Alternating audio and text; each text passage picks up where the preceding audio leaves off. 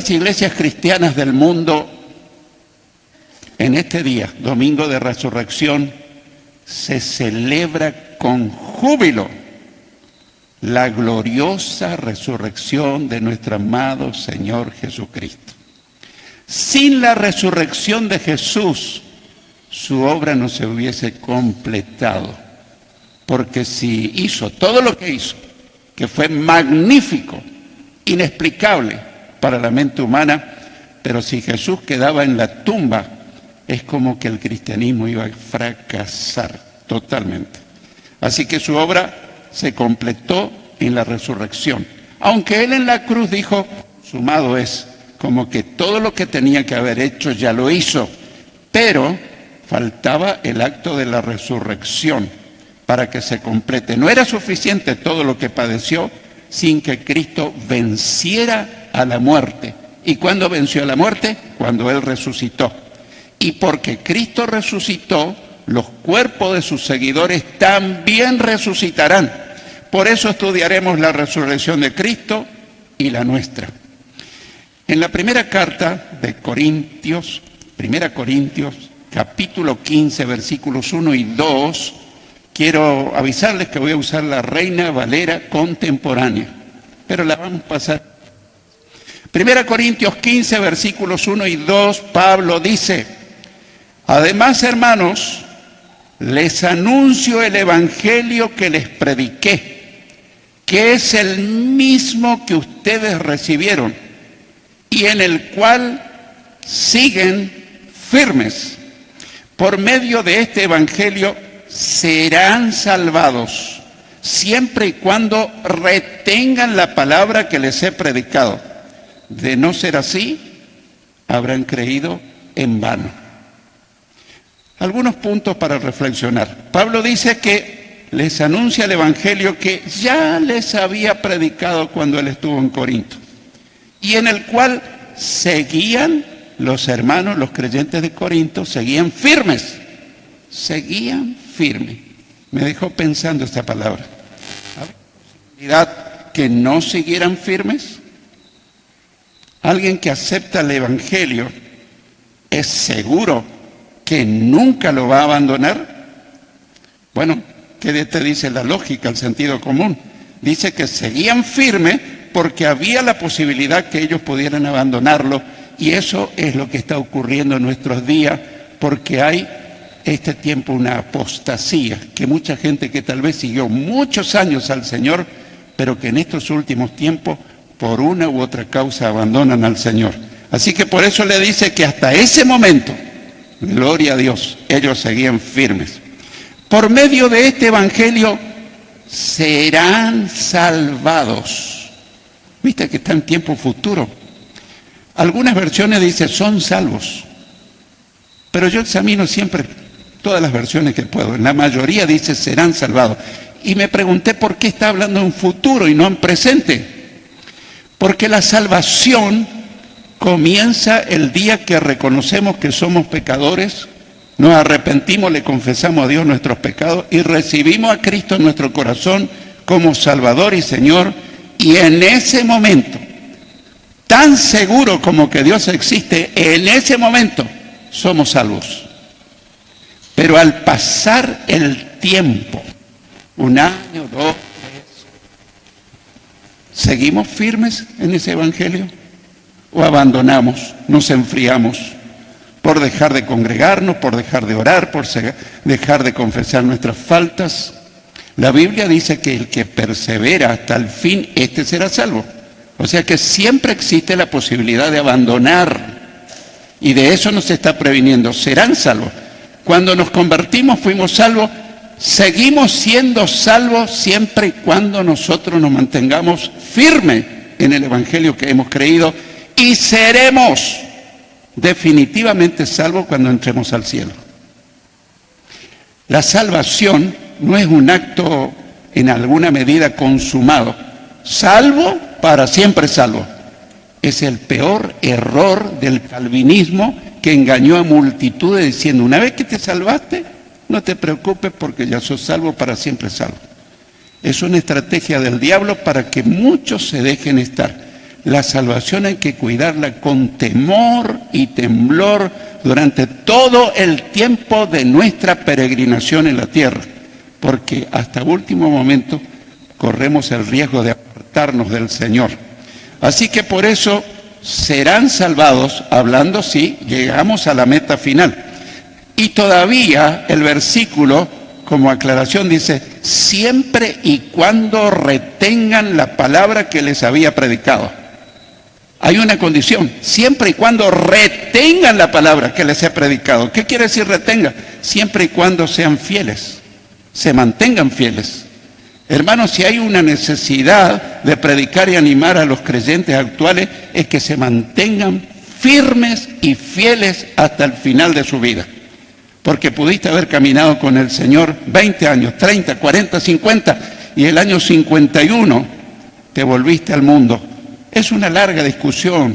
Los calvinistas dicen, no, pero si Dios te regaló la salvación, Él no te la va a quitar. Él no me la va a quitar, pero yo la puedo entregar o la puedo perder por no llevar una vida temerosa de Dios y consagrada a Dios.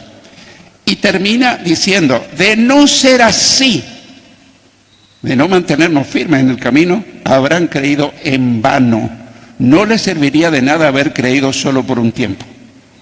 Y la realidad que te dice, conozco a infinidad de hermanos que fueron fieles por algunos años, unos menos, otros más, y hoy están hundidos en el pecado, en el mundo.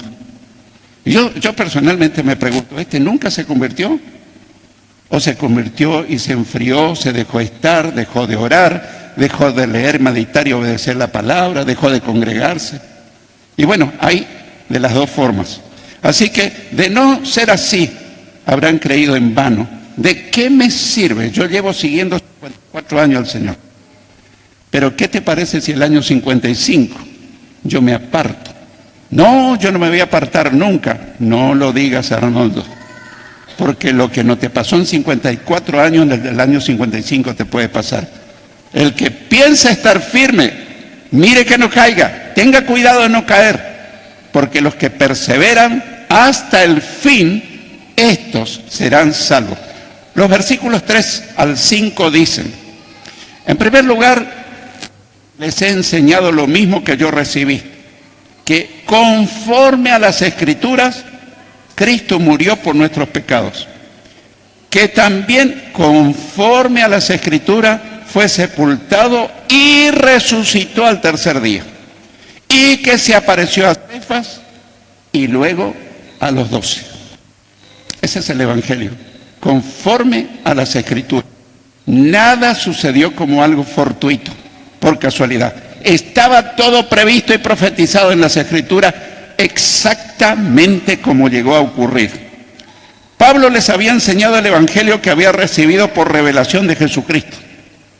Pablo no se fue a un instituto bíblico, no se fue a un seminario, y no está mal que vayamos a estudiar. Pero en el caso de él tuvo una revelación directa del Señor Jesucristo. Y lo dice, cuando escribe a la carta a los Gálatas, le dice, les hago saber, hermanos, que el Evangelio anunciado por mí no es según hombre. Yo no lo recibí ni lo aprendí de hombre alguno, sino por revelación de Jesucristo. Para los que toman nota, Gálatas capítulo 1, versículos 11 y 12. O sea que el Evangelio que Pablo predicaba fue una revelación directa de Cristo en su vida. Que de acuerdo a las Escrituras, Cristo murió por nuestros pecados. Se cumplió exactamente el plan de Dios. Y que de acuerdo a las Escrituras fue sepultado y resucitó al tercer día. No fue una sorpresa para los que conocían y creían la palabra de Dios. Y luego de resucitar se apareció a Cefas, que era Pedro, y luego a los apóstoles. Los versículos 6 al 8 dicen, después se apareció a más de 500 hermanos a la vez, de los cuales muchos aún viven y otros ya han muerto. Luego se apareció a Jacobo, después a todos los apóstoles, y por último se me apareció a mí, que soy como un niño nacido fuera de tiempo. los que están acostumbrados a la Reina Valera 60, seguramente le viene la frase como un abortivo, que es lo mismo como nacer fuera de tiempo. En primer lugar, Jesús ya resucitado también se apareció a más de 500 hermanos. Los escépticos, los incrédulos, los ateos dicen que fue una ilusión óptica. Vamos a suponer que era de los apóstoles, pero más de 500 personas tuvieron ilusión óptica. La lógica, el sentido común nos dice que es un absurdo pensar que Cristo no resucitó. Y algunos aún viven y otros ya murieron. O duermen, como dice la 60. Ya murieron. Como queriéndole decir Pablo, si ustedes no creen, vayan y hablen con los 500, que a lo mejor ya no eran todos, pero pregúntenle, ellos lo vieron, ellos lo tocaron, ellos lo palparon. El hecho de que Cristo resucitó es un hecho histórico, innegable, irrefutable. Luego se apareció a Jacobo, el medio hermano de Jesús. Sabrás que Jesús tuvo varios hermanos y hermanas. Digo medio hermano porque Jesús era solo de María, pero no de José. Fue engendrado por el Espíritu Santo y no por José, el cual no tuvo relación íntima con María hasta que dio a luz. Eso lo dice claramente el Evangelio de Mateo. Así que Jacobo durante toda la vida y ministerio de Jesús no creyó. Era uno de los medio hermanos de Jesús. Pero cuando vio la evidencia de lo que pasó al morir y resucitar su medio hermano, lo creyó y llegó a ser uno de los principales líderes de la iglesia de Jerusalén. Después apareció a todos los apóstoles. Y por último, dice, se me apareció a mí cuando iba camino a Damasco. Recordarás la historia. Él iba persiguiendo a los creyentes, a los cristianos, pero repentinamente se escuchó una voz del cielo que le decía, Saulo, Saulo, ¿por qué me persigues? ¿Quién eres, Señor? Yo soy Jesús a quien tú persigues. Dura cosa te es dar coces contra el aguijón. Es decir que Saulo de Tarso no estaba dañando a la iglesia, se estaba dañando a él mismo. Estaba pateando contra una lanza. Y surge la pregunta, Señor, ¿qué quieres que haga? Todos escucharon la voz. Y a partir de ahí Saulo quedó ciego y es conducido de la mano hasta la ciudad. Y allí Dios o Jesús envía un siervo para que ore por él. Y ahí comienza el cambio radical. El enemigo de Cristo y de la causa de Cristo, de un momento para otro, ante tal magnífica evidencia, comienza a creer y a servir al Señor. Los versículos 12 al 14 dicen, pero si se predica que Cristo ha resucitado de entre los muertos, ¿cómo es que algunos de ustedes dicen que los muertos no resucitan? Porque si los muertos no resucitan, tampoco Cristo resucitó. Está empleando un argumento lógico. Y si Cristo no resucitó, nuestra predicación no tiene sentido. Y tampoco tiene sentido la fe de ustedes. Sería un absurdo. Si Cristo no resucitó, estamos perdiendo el tiempo. Dejemos todo, comamos y bebamos que mañana moriremos. Disfrutemos de esta vida. Si disfrutar es derrochar nuestra vida en el pecado y en la maldad. Si se predica que Cristo ha resucitado, dice Pablo, que ha resucitado entre los muertos, ¿cómo es que algunos no creen en la resurrección? Le está hablando a los cristianos de Corinto. ¿Por qué algunos de ellos no creían? Por la influencia de filosofías griegas. Para los griegos, el cuerpo era una prisión del alma. Y el cuerpo era descartable y desechable y era pecaminoso. Entonces, cada que se hablaba de resurrección, para los griegos era una ofensa. ¿De qué sirve el cuerpo? Cuidemos el alma, pero con tu cuerpo haz lo que quieras. Y entonces, por la influencia de la filosofía griega, Entonces muchos cristianos no creían que hay resurrección. Creían que Cristo resucitó, pero no que nosotros vamos a resucitar nuestro cuerpo. Sin embargo, al escribirle a los tesalonicenses, Pablo les decía: el mismo Dios de paz los santifique por completo, y todo su ser, espíritu, alma y cuerpo, sea guardado irreprensible para la venida de nuestro Señor Jesucristo. Por si alguno toma nota, Primera Tesalonicenses, capítulo 5, versículo 23. Primera Tesalonicenses 5:23. Es decir, mi hermano, parece que esa filosofía también tiene algunas consecuencias en nuestros días, porque ahí dice, bueno, si mi alma es salva, si mi alma va a ir al cielo, ¿qué importa si yo con mi cuerpo fornico, adultero, me emborracho, me drogo? Cuidado, a partir de que somos salvos, dice la palabra que nuestro cuerpo es morada del Espíritu Santo, que el Espíritu de Dios viene a vivir en nosotros. Y yo por eso no puedo hacer con mi cuerpo cualquier cosa. Yo no me puedo hacer un tatuaje, yo no puedo hacer lo que a mí se me ocurra, porque ahora tengo un nuevo dueño. Ese dueño es el Señor Jesucristo, que pagó un precio increíble para salvar mi espíritu, mi alma y mi cuerpo. Por eso yo puedo hacer lo que quiera. No se incomoden si alguien es un creyente y está tatuado, porque tal vez lo hizo cuando no entendía. El otro día expliqué brevemente, porque hay muchos chicos que dicen, ¿por qué? ¿Qué tiene de malo tatuarse? Hoy es raro encontrar chicos que no estén tatuados. Pero un cristiano no es dueño de hacer de su cuerpo lo que se le ocurra. ¿Por qué? Porque su cuerpo es templo del Espíritu Santo. Y si en tu casa entra alguien con un tarro de pintura y empieza a pintar ahí al frente, ¿qué harías? Lo sacarías corriendo. Esta es mi casa. Bueno, sos dueño de venir a hacer mi casa lo que se te ocurra. Tu cuerpo es la casa del Espíritu Santo. Si no lo sabías, te recuerdo. Y tu cuerpo tiene tanto valor como tu alma, porque finalmente vas a resucitar de entre los muertos. ¡Gloria a Dios! ¡Aleluya! Si los muertos no resucitan, entonces tampoco Cristo resucitó. Dice Pablo, qué argumento lógico. Y si Cristo no resucitó, la predicación del Evangelio y la fe en Jesús no tienen sentido. Si Cristo está en una tumba, como Mahoma, como Buda y como tantos otros que están en la tumba. Los versículos 15 al 17 dicen, entonces resultaríamos testigos falsos de Dios, por haber testificado que Dios resucitó a Cristo, lo cual no habría sucedido.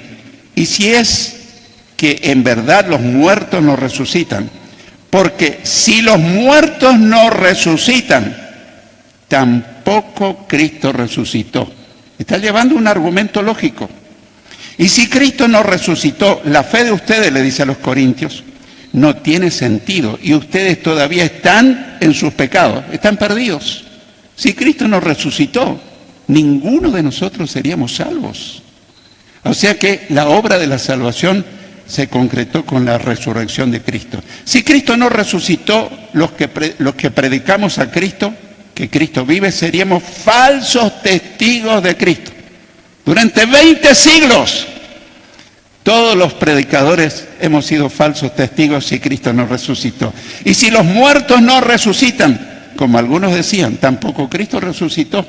Y si Cristo no resucitó, la fe en Él no tendría sentido y estaríamos aún en nuestros pecados bajo condenación y camino al infierno. Estoy tratando de destacar la importancia de la resurrección de Cristo.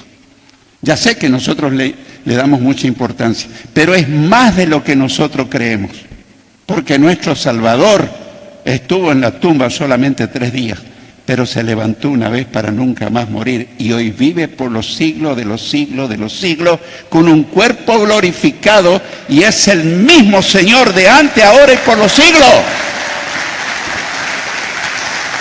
Gloria a Dios. Los versículos 18 al 20 dicen, En tal caso, también los que murieron creyendo en Cristo están perdidos. Si Cristo nos resucitó, están perdidos. Si nuestra esperanza en Cristo fuera únicamente para esta vida, seríamos los más desdichados de todos los hombres, dignos de conmiseración o dignos de lástima. Pero el hecho es que Cristo ha resucitado de entre los muertos como primicia de los que murieron. En primer lugar, si Cristo no resucitó, los que murieron creyendo en Él estarían perdidos, por más fieles que hayan sido, si Cristo no resucitó. Si nuestra esperanza en Cristo fuera solamente para esta vida, seríamos los más desdichados de todos los hombres. Absurdo. Creer para esta vida no tiene sentido. Pero la verdad es que Cristo ha resucitado. El primero en resucitar de los que vamos a resucitar. Por eso que dice las primicias. Él fue el primero en resucitar para nunca más morir. Los versículos 21 al 23 dicen: porque así como la muerte vino por medio de un solo hombre, Adán, también por medio de un solo hombre, Cristo, vino la resurrección de los muertos. Pues así como en Adán todos mueren, también en Cristo todos serán vivificados, serán resucitados. Pero cada uno resucita en su debido orden. En primer lugar, Cristo. Y después, cuando Cristo venga, los que son de Él. Cuando Cristo venga en el arrebatamiento, no va a resucitar toda la humanidad, solo los salvos. ¿Los otros van a resucitar? Sí, algún día. Van a resucitar para ir al juicio del gran trono blanco, o juicio final. Así como la muerte vino por culpa de Adán, dice Pablo, también por medio de Cristo, sus seguidores, vamos a resucitar. Vamos a resucitar. A la corta o a la larga, tu cuerpo y el mío, vamos a resucitar como Jesús resucitó a Lázaro. Para él pasaron 4 días, para nosotros puede haber pasado 4 décadas o 4 siglos. Para Dios no hay tiempo. Él es poderoso para hacer del polvo de la tierra que nuestro cuerpo resucite. Porque por culpa de Adán todos morimos físicamente, pero por medio de Cristo todos sus seguidores seremos vivificados o resucitarán nuestros cuerpos. Pero hay un orden, dice.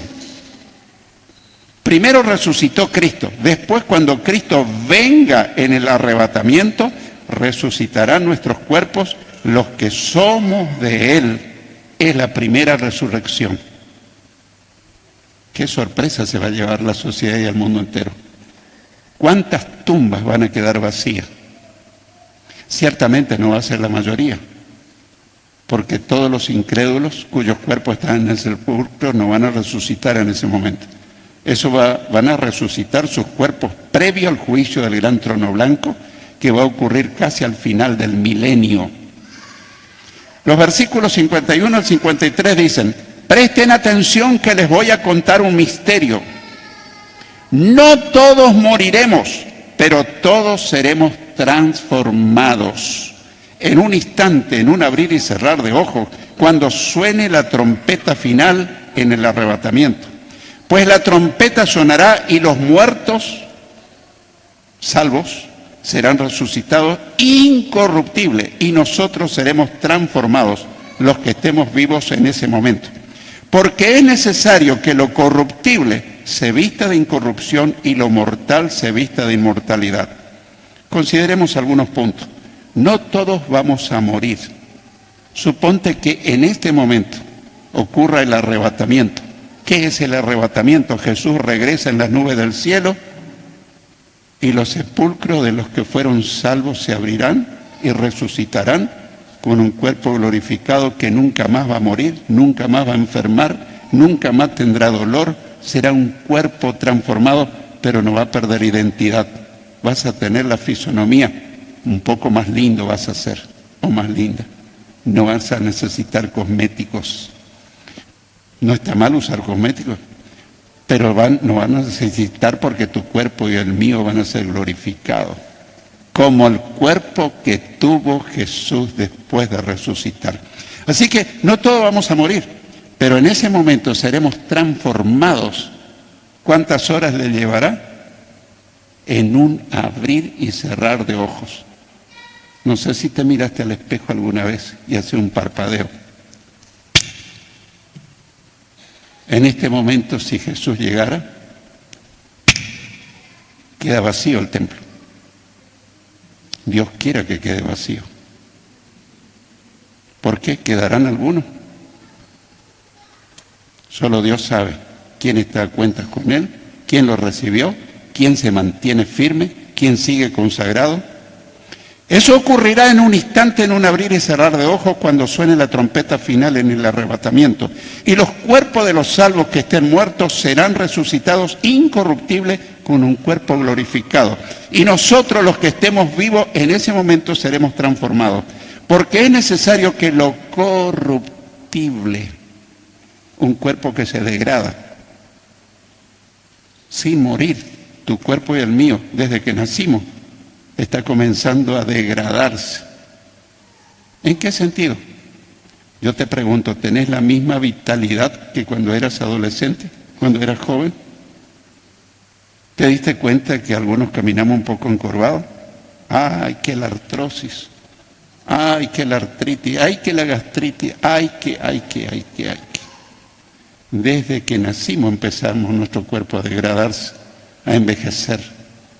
Pero ese cuerpo que se va a levantar de la tumba nunca más se va a degradar. Es necesario que nuestro cuerpo mortal se transforme en un cuerpo inmortal. Tu cuerpo y el mío serán inmortales. En el cielo no habrá funerarias, no habrá velatorios, no habrá llanto, no habrá sanatorios, no habrá medicina, porque viviremos por los siglos de los siglos. Para siempre estaremos en la gloria del cielo.